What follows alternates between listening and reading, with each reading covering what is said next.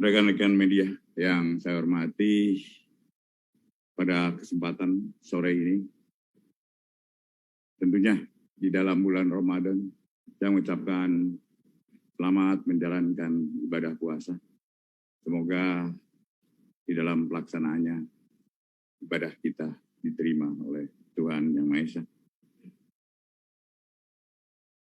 Perlu saya sampaikan bahwa beberapa waktu yang lalu ada arahan Presiden Republik Indonesia terkait beberapa peristiwa yang menyentuh hajat hidup masyarakat. Sepertinya masalah kelangkaan minyak goreng. Kelangkaan ini menjadi perhatian Presiden dan beliau menginstruksikan agar segenap pimpinan kementerian lembaga mengedepankan sense of crisis sehingga setiap peristiwa yang terjadi dan menyangkut hajat hidup masyarakat luas dapat diberikan respon. Kenapa terjadinya hal itu terjadi? Dan khususnya tentang kelangkaan minyak goreng. Kelangkaan minyak goreng ini ironis sekali, karena Indonesia adalah produser CPO terbesar di dunia. Untuk itu, kami telah melakukan penyidikan dan telah ditemukan indikasi kuat bahwa perbuatan tidak pidana korupsi terkait pemberian persetujuan ekspor minyak goreng telah membuat masyarakat luas, khususnya masyarakat kecil, menjadi susah karena harus mengantri dan juga langkanya minyak goreng tersebut. Negara juga harus mengucurkan bantuan langsung tunai minyak goreng yang nilainya tidak kecil. Dalam kondisi kelangkaan minyak goreng yang menyulitkan masyarakat, negara harus hadir. Dan hari ini adalah langkah hadirnya negara untuk mengatasi dan membuat terang apa sebenarnya yang terjadi tentang kelangkaan minyak goreng ini. Rekan media yang saya hormati, kami sampaikan bahwa saat ini tim penyidik Kejaksaan Agung sedang melakukan penyidikan perkara dugaan tindak pidana korupsi dalam pemberian fasilitas ekspor crude palm atau oil atau CPO dan turunannya pada bulan Januari 2021 sampai Maret 2022. Berdasarkan surat perintah Direktur Penyidikan Jaksa Agung Muda Tindak Pidana Khusus nomor PRIN 17-F2-FD2-04 2020 tertanggal 4 April 2022. Pengungkapan perkara tersebut diawali dengan adanya peristiwa kelangkaan dan kenaikan harga minyak goreng di pasaran pada akhir tahun 2021. Atas peristiwa tersebut, pemerintah melalui Kementerian Keuangan dan atas peristiwa tersebut, pemerintah melalui Kementerian Perdagangan telah mengambil suatu kebijakan menetapkan DMO serta DPO bagi perusahaan yang ingin melaksanakan ekspor CPO dalam produk turunannya serta menetapkan harga eceran tertinggi minyak goreng sawit.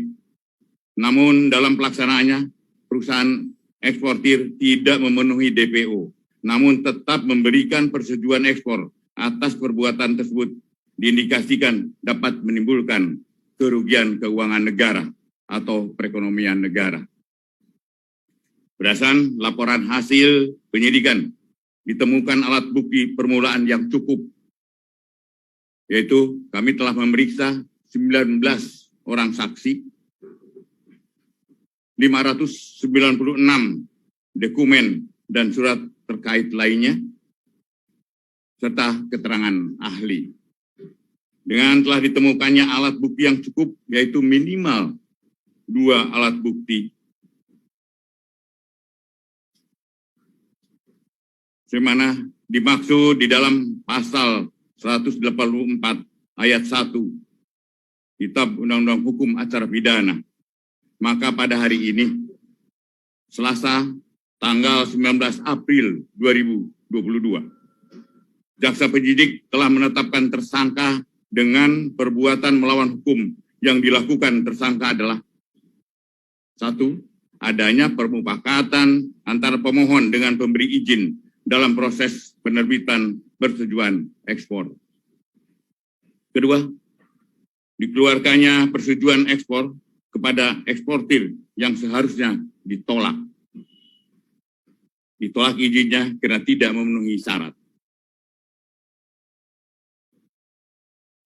yaitu telah mendistribusikan CPO atau RBD palm oil tidak sesuai dengan harga persejualan dalam negeri atau DPO. Tidak mendistribusikan CPO dan RBD ke dalam negeri sebagaimana kewajiban di dalam DMO, yaitu 20% dari total ekspor. Tersangka ditetapkan 4 orang. Yang pertama, pejabat eselon 1 pada Kementerian Perdagangan bernama IWW, Direktur Jenderal Perdagangan Luar Negeri, Kementerian Perdagangan. Dengan perbuatan tersangka telah menerbitkan secara melawan hukum persetujuan ekspor terkait komoditi crude palm oil atau CPO dan produk turunannya kepada Permata Hijau Group,